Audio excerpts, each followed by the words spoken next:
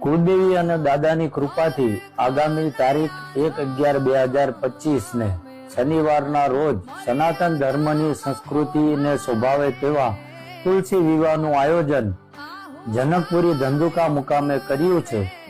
તે અંતર્ગત ઠાકોરજીની જાન શ્રી સુરાપુરા ધામ ભોળાથી પ્રસ્થાન કરશે તો સર્વ સનાતન પ્રેમી ભાઈઓને ઠાકોરજીની જાનમાં જોડાઈ આપણા સૌના આ રૂડા અવસરને ભવ્યથી ભવ્ય બનાવી ગૌરવની લાગણી અનુભવીએ તથા આ પ્રસંગમાં 5000 થી વધુ ગાડીઓનો કાફલો જોડાશે।